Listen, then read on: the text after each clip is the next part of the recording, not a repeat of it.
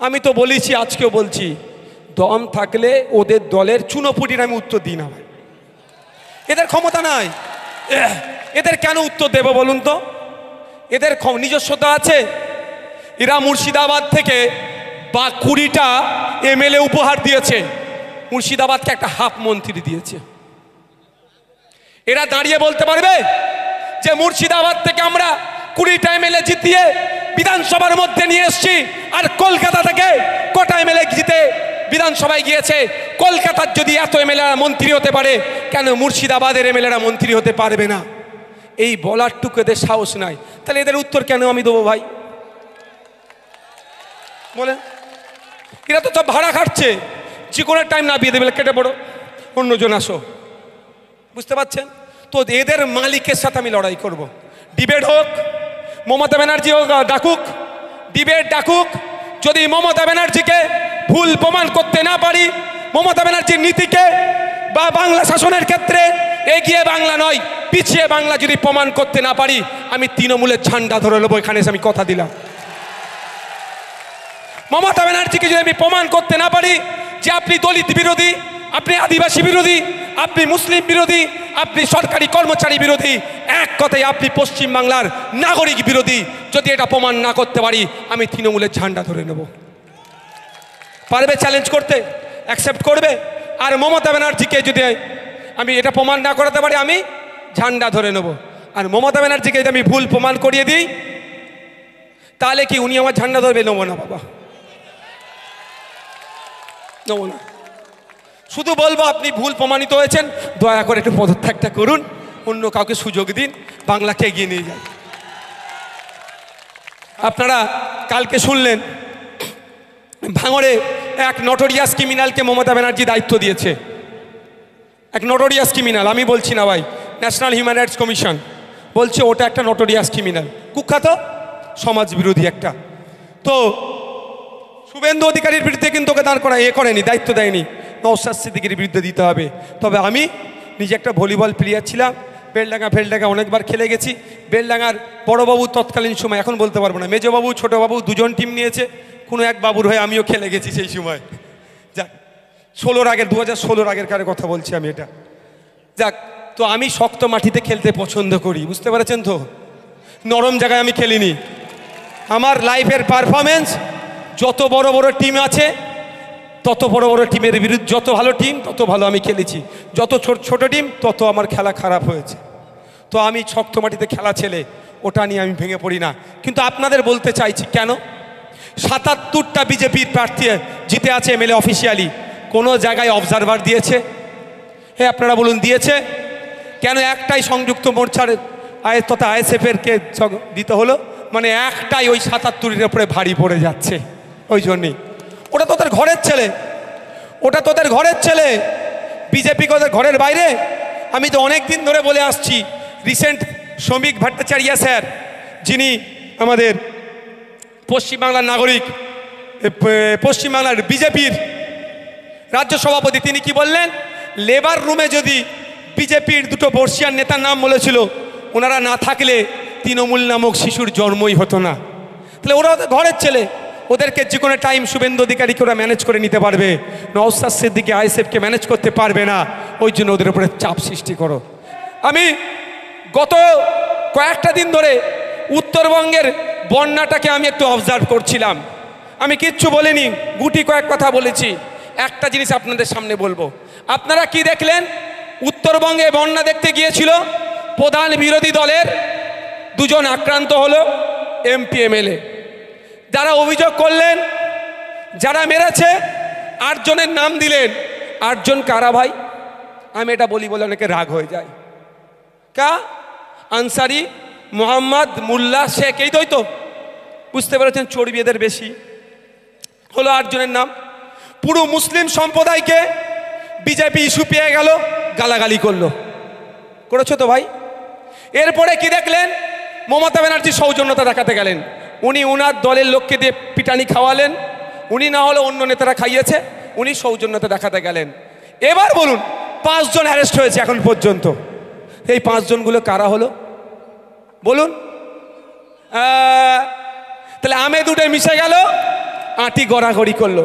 আর আপনার হাতে যদি বই তুলে দেয়, পেন তুলে দেয়, আপনাকে যদি শিক্ষা দেওয়া হয়, আপনি ভালো করে জানেন অ্যাটেম্পট টু মার্ডার 302 নম্বর ধারায় গেলে, চার্জশিট তৈরি হয়ে গেলে বিপদ আছে, কিন্তু একটা মিনিমাম টাইম পর্যন্ত কিন্তু জেলে থাকতে হবে। আর মারতে গিয়ে যদি কেউ আবঘাতে লেগে মারা যায়, জেলের বাইরে আর বার হতে পারবো না। তাহলে জানতেন মারামারি করতে যেতেন না, কিন্তু আপনি যাতে না জানতে পারেন আপনার হাত থেকে বই পেন খাতা কেড়ে নেওয়া হচ্ছে। এটা শুধু মুসলমানদের কাছ থেকে হচ্ছে না, দলিতদের কাছ থেকে কাড়া হচ্ছে, আদিবাসীদের কাছ থেকে কাড়া হচ্ছে, মুসলমানদের কাছ থেকে কাড়া হচ্ছে, পিছিয়ে বর্গের যারা আছে তাদের কাছ থেকে বই পেন খাতা কেড়ে নেওয়া হচ্ছে, শিক্ষা কেড়ে নেওয়া হচ্ছে, আর মারামারিতে এদেরকে এগিয়ে দেওয়া হচ্ছে। আপনারা তথ্য দেখুন, 2012 সাল থেকে 2024 সাল আমাদের পশ্চিম বাংলায় 25,000 প্রাইমারি স্কুল বন্ধ করেছে এই অপদার্থ সরকার, এই মমতা ব্যানার্জি সরকার। এই 25,000 স্কুলগুলো কোথায় আছে দেখুন, যেখানে আমার আদিবাসী ভাইয়েরা বেশি বসবাস করে, যেখানে আমার দলিত ভাইয়েরা বেশি বসবাস করে, যেখানে আমার মতুয়া ভাইয়েরা বেশি বসবাস করে, যেখানে আমার মুসলিম ভাইয়েরা বেশি বসবাস করে, ওই সমস্ত এলাকা থেকে 25,000 স্কুল বন্ধ করে দিয়েছে। ক্ষতি কারা হলো? কাদের ক্ষতি হবে? যারা দিন আনে দিন খায়, এই স্টেশনে হকারি করে, সকালবেলা এসে ভ্যানটা লাগায়, সন্ধ্যেবেলা বাড়ি যায়, সকালবেলা উঠে মাঠে যায়, সন্ধ্যেবেলা বাড়ি যায়, দিনে 300 টাকা 350 টাকা খুব কষ্ট করে যারা ইনকাম করে তাদের ছেলেগুলোই সরকারি প্রাইমারি স্কুলগুলোতে যেত। সেইগুলো ইচ্ছাকৃতভাবে মমতা ব্যানার্জির দায়িত্ব নিয়ে বন্ধ করছে, এই জন্যই যেদের ছেলেগুলো স্কুলে না যেতে পারে, এদের ছেলেগুলো যদি স্কুলে যায়, মমতা ব্যানার্জির ভাইপোর হয়ে লাঠিয়াল বাহিনী কে থাকবে? এখানে যারা এমপি আছে, এমএলএ আছে, এদের হয়ে লাঠিয়াল বাহিনী কে থাকবে? সেই জন্য এমপি এমএলএদের ছেলেরা বেসরকারি স্কুলে গিয়ে ডিগ্রি অর্জন করছে, বিদেশে গিয়ে পড়িয়ে নিয়ে আসছে। আর আপনি আমি আপনার দাদুরা ওর দাদুদের হয়ে লাঠিয়াল বাহিনী ছিল, এখন আপনাদেরকে ওই এমপি এমএলএদের হয়ে লাঠিয়াল বাহিনী করে রাখছে, ওদের পরের প্রজন্মকে বিদেশে পড়াচ্ছে। আর আপনার ছেলে মেয়েগুলোর কাছ থেকে শিক্ষা কেড়ে নিয়ে, মানে ওই নেতার ছেলে নেতা হবে, তার হয়ে লাঠিয়াল বানানোর পরিকল্পনা এই সরকার করছে। বুঝতে পারছেন কি বলছি? ওই জন্যই ভাই আমি বিজেপির দালাল, ওই জন্যই আমি মুসলমানদের দল। আমি যখন ঢুকছিলাম একটুখানি কানে পড়লো, বিশ্বজিৎ দা বললো ওই মুসলমানদের দল আর বিজেপির দালাল বলছে, এছাড়া বলার কিছু আছে? তবে মানুষের জন্য কথা বলি, মানুষের জন্য লড়াই করি। এই সামনের সারিতে যারা বসে আছি, শাহাবুদ্দিন সিরাজি, বিশ্বজিৎ মাইতি, আমাদের নাসির সাহেব, বিশ্বজিৎ দা, শাহাবুদ্দিন ভাই, আমরা কিন্তু চারজনই 21শে জানুয়ারি আমাদের উপর আক্রমণ হয়েছিল, আমরা জেল খেটে এসেছিলাম। আমাদের অপরাধটা কি? অন্যায়ের বিরুদ্ধে কথা বলি। আমাদের অপরাধটা কি? সরকারি কর্মচারীদের হকের দিয়ে তুমি দেবে না কেন? আমাদের অপরাধটা কি? কেন পুলিশে এখনো 2.5 লক্ষ শূন্য পদ? পুলিশ কেন একটা পুলিশ 8 ঘন্টার বেশি ডিউটি করবে? একটা সিভিক ভলেন্টিয়ার কেন মাত্র 9,000 10,000 টাকার মাইনে চাকরি করবে? একটা সিভিক ভলেন্টিয়ার কনস্টেবলের থেকে কোনো অংশে কম কাজ করেনি, সমকাজে সমবেতন দিতে হবে, এই বলা। আমাদের অপরাধটা কি? মুর্শিদাবাদের মানুষকে শিক্ষা ব্যবস্থায় শিক্ষা প্রতিষ্ঠান দিতে হবে বেশি বেশি করে। আমাদের অপরাধটা হচ্ছে গঙ্গা ভাঙন, পদ্মা ভাঙন রোধের কথা বলা, এটাই আমাদের অপরাধ হয়ে যায়।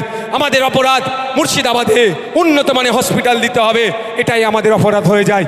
সেই জন্য আমাদেরকে ধরে জেলের মধ্যে রেখেছিল। তাই আমি আপনাদের সামনে বলে যাই, এই রেজিনগরে দাঁড়িয়ে আপনাদেরকে বলে যাই, একবার কেন 100 বার আমরা জেলে যেতে প্রস্তুত আছি। মানুষের জন্য কথা বলে যাব, মুর্শিদাবাদের মানুষের জন্য কথা বলবো, মালদার মানুষের জন্য কথা বলবো, দিনাজপুরের মানুষের জন্য কথা বলবো, নর্থ বেঙ্গলের মানুষের জন্য কথা বলবো, সাউথ বেঙ্গলের মানুষের জন্য কথা বলবো। তাতে যদি আমাকে একবার কেন 100 বার জেলে পাঠায়, আমি হাসি মুখে 100 বার জেলে যেতে প্রস্তুত আছি। বন্ধুগণ, আপনাদেরকে নকল আর আসল চিনতে হবে। এখন নকল মালের ওপরে লেখা আছে নকল হইতে সাবধান। বুঝতে পারছেন? আপনি ভাবছেন তাহলে এই মাল ঠিক আছে, ওটা তাহলে নকল হবে।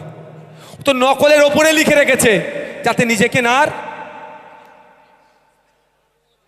ধরতেই দেয় না, আমি তো সলিড। ওই দেখো চোর, দেখবেন চোরের মানে এটা যদি এখন ক্যামেরা ফ্যামেরা হ্যান ত্যান অনেক আপডেটেড হয়ে গেছে। বিগত সময়ে গ্রামে চোর বললে সবাই জেগে গেলে চোর চোর করে চিৎকার করলে চোরো চোর চোর চোর করতে করতে মধ্যে পালায়। তো এদের দশায় হয়ে গেছে। এখন তাল মিলানোর চেষ্টা করছে।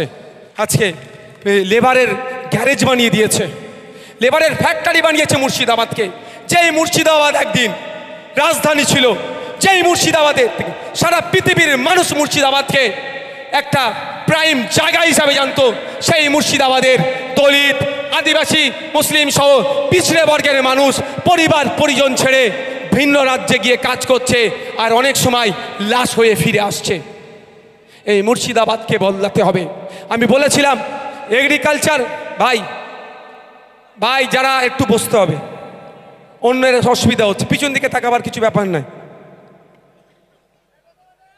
আর নালে বলুন আমি শেষ করে দিচ্ছি। আমার প্রচুর গরম লেগেছিল, আমি ওখানে যেখানে গিয়েছিলাম না, রৌদ্র ছিল, আমার প্রচুর কষ্ট হয়েছে। চাইলে আমি শেষ করে দিতে পারি, আমার কোনো সমস্যা নেই। সে মুর্শিদাবাদে আমি বিধানসভার এগ্রিকালচার স্ট্যান্ডিং কমিটির সদস্য মেম্বার, আমি প্রস্তাব রেখেছিলাম যে মুর্শিদাবাদে ইন্ডাস্ট্রি তৈরি করা হোক। আপনাদের জন্য আমি প্রস্তাব রেখেছিলাম যে মুর্শিদাবাদের যে জিনিসগুলো সব থেকে বেশি পাওয়া যায় সেইগুলো দিয়ে ইন্ডাস্ট্রি বানানো হোক।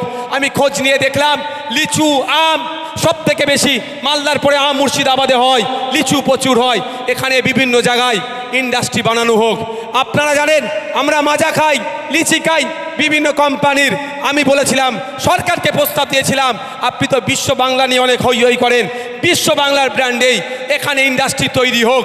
51% শেয়ার সরকারের কাছে থাকুক, আর 49% শেয়ার মুর্শিদাবাদের মানুষকে ছেড়ে দেন। 5,000 থেকে 5 লাখ টাকা পর্যন্ত শেয়ার হোক। গরিব মানুষ, একটা ভ্যান চালকও একটা শেয়ার কিনবে, বিত্তশালীরাও একটা শেয়ার কিনবে। তাহলে মুর্শিদাবাদে ফ্যাক্টরি তৈরি হবে, মুর্শিদাবাদ ছেলেরা কাজ করবে, এখানেই থাকবে, মুর্শিদাবাদের উন্নতি হবে, রাজ্যের উন্নতি হবে। এই কথা বলেছিলাম, কিন্তু অপদার্থ সরকার আপনাদেরকে এখানে রেখে অর্থনৈতিকভাবে স্বাবলম্বী করতে চায় না। আপনাদেরকে ভোটের সময় ডেকে নিয়ে আসবে, ভোট দিয়ে আপনাদেরকে আবার পাঠিয়ে দেবে, এই চেষ্টা সব সময় চালায়, ও কর্ণপাত করেনি। তাই বলবো বন্ধুগণ, আগিয়ে আসুন। এই তো যে চিনির কলটি ছিল, সুগার মিল এখানে বেলডাঙায়, আজকে কোথায় 10,000 বিঘা জায়গা, সেই জায়গা কোথায় খোঁজ নিয়ে দেখুন। এই যে সমস্ত 4 আনা 8 আনার নেতারা আমরা চলে যাওয়ার পরে প্রেস কনফারেন্স করে বলে ও বিজেপির লাভ হবে, অমুকের লাভ হবে, যারা গল্প শোনায়, খোঁজ নিয়ে দেখুন কেউ 100 বিঘে, কেউ 150 বিঘে চুরি করে বসে আছে, কিন্তু চিনির কলটা চালু করার কোনো ইচ্ছা নাই তাদের। আর আপনারা আমাদের সুযোগ দিলে বাংলা পরিচালনার দায়িত্ব আমাদের হাতে তুলে দিলে আমরা যে জিনিসটা আপনাদের জন্য করব, আজকে সেটা এত মানুষের সামনে অদা করে যাচ্ছি। ওই চিনির কল চালু শুধু হবে না, SSKM এর মতো, আরজি করের মতো, পিজি হসপিটালের মতো হসপিটাল মুর্শিদাবাদে আমরা তৈরি করব, এবং উন্নত মানের বিশ্ববিদ্যালয় মুর্শিদাবাদকে দেবো, যেটা